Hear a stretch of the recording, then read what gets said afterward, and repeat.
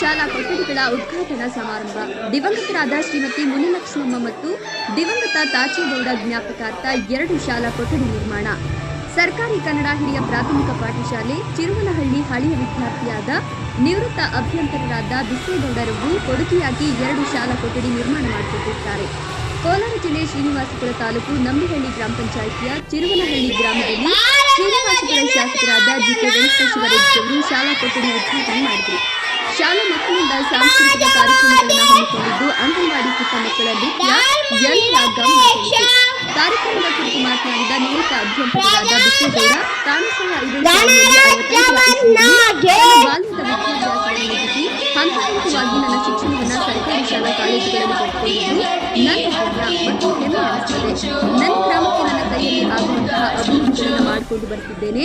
ಮನುಷ್ಯ ಎಷ್ಟೇ ಸಂಪಾದಿಸಿದ್ರೂ ತನ್ನ ಹಳ್ಳಿಯನ್ನು ಅಭಿವೃದ್ಧಿಪಡಿಸಿದ್ರೆ ಬಡ ಮಕ್ಕಳಿಗೂ ಹಾಗೂ ಬಡ ರೈತರಿಗೂ ಅನುಕೂಲವಾಗುತ್ತದೆ ಅಂತ ಕಿವಿ ಮಾತು ಹೇಳಿದರು. ಈ ಸಂದರ್ಭದಲ್ಲಿ ಶಾಸಕರಾದ ಜಿಕೆ ವೆಂಕಟೇಶ್ವರರೆಡ್ಡಿ ಅವರು ಮಾತನಾಡಿ, ಮಕ್ಕಳು ಒಳ್ಳೆ ವಿದ್ಯಾವಂತರಾಗಬೇಕು, ಒಳ್ಳೆಯ ವಿದ್ಯಾಭ್ಯಾಸ ಪಡ್ಕೋಬೇಕು ಅಂದ್ರೆ ಒಳ್ಳೆ ಶಿಕ್ಷಕರು ಇರಬೇಕು. ಈ ಒಂದು ಶಾಲೆಯಲ್ಲಿ ಅಂತಹ ಗುಣಾತ್ಮಕ ಶಿಕ್ಷಕರಿದ್ದಾರೆ. ಅವರಿಗೆ ನನ್ನ ಅಭಿನಂದನೆಗಳನ್ನು ತಿಳಿಸುವುದಾಗಿ ಹೇಳಿದರು. ವರದಿ ಶಿವಪ್ರಸಾದ್, ಶ್ರೀನಿವಾಸಪುರ.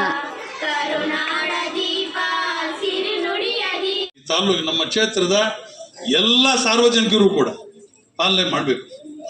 ಗೊತ್ತು ಯಾವ ಮಟ್ಟದಲ್ಲಿ ಶಾಲೆಗಳಿದೆ ಅಂತ ತಮಗೆಲ್ಲ ಗೊತ್ತಿದೆ.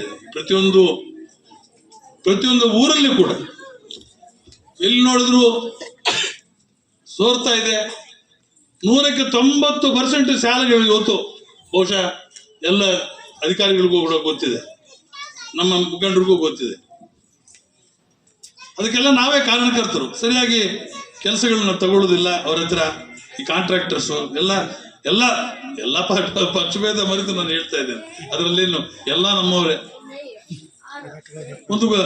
ಒಂದು ಗುಣಾತ್ಮಕ ಕೆಲಸವನ್ನ ಮಾಡಬೇಕಾದ್ದು, ಅದೆಲ್ಲ ನೋಡ್ಕೊಳ್ಬೇಕಾದ್ದು ನಮ್ಮೆಲ್ಲರ ಆದ್ಯತೆಯ ಕರ್ತವ್ಯ. ನಾವು ನೋಡ್ಕೊಳ್ಳೋದಿಲ್ಲ.